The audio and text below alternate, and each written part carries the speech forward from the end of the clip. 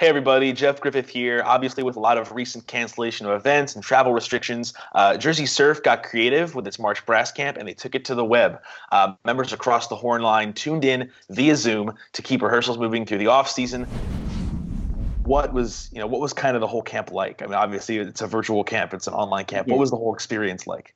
it was definitely a different experience. Logging on at first was very strange because you're kind of like you're planning to show up to a rehearsal, but then you're sitting in your living room to do it. It's sort of and right off the bat, it's a little bit strange. But really, once folks started logging in and you started seeing the same faces that you see at camp, it actually settled in pretty nicely into like the same sort of atmosphere. Like you see the same faces and the same people, just not necessarily right next to you. And as people would log on, they all see their friends there, and it felt actually more similar to a regular camp than we would have expected by the end of it. Especially once we broke off into sectionals, and then you get that same staff member working with you, the same rehearsal pacing, and it sort of and it falls right in place. Now, can you just explain to me kind of how this idea came about, and then just kind of walk me through the weekend in a way? So, just kind of recap it, I guess.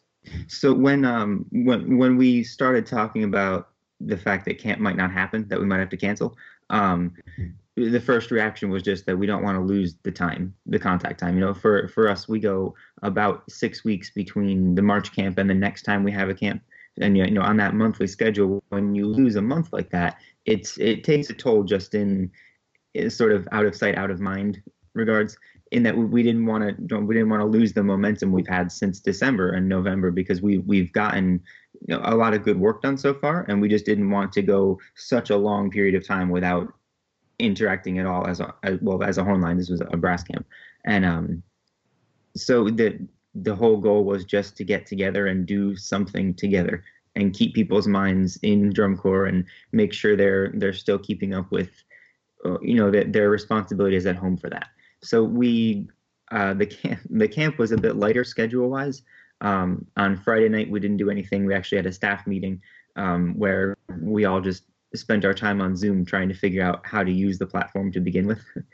So that we spent all Friday evening block. It was a staff block, and then Saturday morning we had a normal brass sectional block. We started our day with the meeting just like we always do. We worked until lunch and subsectionals, and for the afternoon we actually went into private lessons with the staff. So every staff set up a schedule for themselves, and members signed up for appointments to have lessons all afternoon with them. And then for Sunday, we had a traditional tape assignment due, just like we would between any other camps. But the idea was that the material we worked on Saturday was due on the tape assignment on Sunday. So the members were spending either Saturday evening or Sunday morning doing their recording, and then right about the time that our Sunday performance or ensemble would have been, they just had a tape assignment due instead. Okay. What would you say this experience was like? I guess from your perspective, just kind of having to teach and run a camp in a different way. Like from your point of view, I guess what was it like adapting to this kind of atmosphere? Well, beforehand, it was a little stressful. Just having to try to come up with enough ideas during the week before camp to feel confident going into the weekend that we could actually sustain a full rehearsal, a full block of rehearsal through a computer screen, because that's a little daunting. When as a music teacher you show up and you have confidence going in that you can run a rehearsal for whatever time you need, but a lot of the sort of rehearsal techniques that you usually go through aren't possible on Zoom anymore. So it was a little stressful going in, but it like I said before, it kind of settled in once we got there. And I will say, the brass staff did a phenomenal job. They handled like doing the subsection rehearsals. I spent most of the morning actually sort of moving between all the different rooms and just visiting like I would have in a normal subsection rehearsal. And they did a phenomenal job just planning ahead and using whatever tools they could on Zoom to make something productive out of it. The students, they handled the whole situation very well, with a lot of professionalism and with great maturity. in general. They understood what we were trying to get done and why we needed to get it done, and they really focused in to make sure it happened. And at the end of rehearsal, they really felt like they were able to make it a productive experience, just like the staff was. It was really one of those great moments in drum corps when you all put your efforts in the same direction, and at the end of the day, you end up with a really great result. So that, I mean, I guess it was a little stressful to plan, but once you got there, it's still just kind of like a rehearsal. You just got to be careful with what you do. Yeah, you talked about having to come up with ideas for how to, think different things to do. What were some of those ideas that you kind of, brainstormed heading into the camp? Well, it basically just came down to trying to do a lot of the same exercises and rehearsal techniques that we usually do, with the exception of not being able to play at the same time. Because with the Zoom, that's always the big issue, is that the delay is different for every user.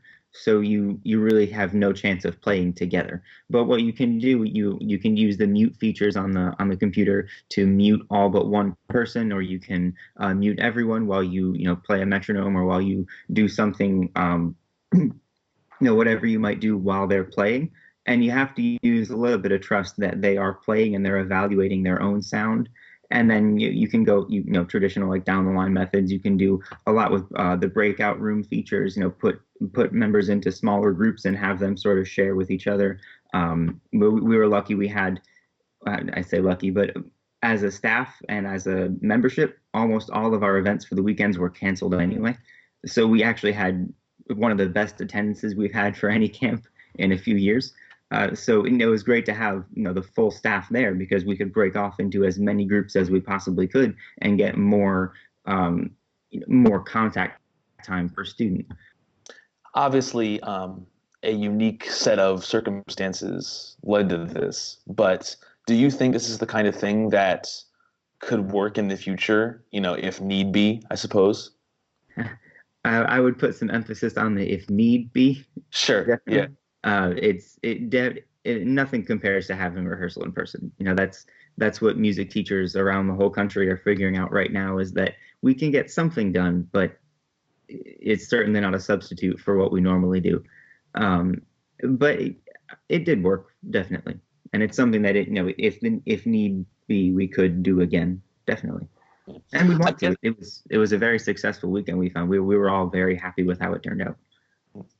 I guess more so than just what is it, how good is it to know that, when something like this unexpectedly comes up, there are ways to still kind of keep the drum corps thing moving. It's fantastic, especially, reading, the internet's a mess right now with, anticipation of how long things are going to be out. And with not knowing what the DCI summer tour is going to look like for this year, it is somewhat reassuring to know that there are at least some ways we can explore. And I hope that, other people are, they keep experimenting with whatever we can do to make stuff happen. Because that's really the goal, is to get as close to ideal situations as we can, and just make the most of whatever technology we have to make it work. I know you mentioned how we talked about how this was an example of the corps kind of being able to roll with the punches and improvise.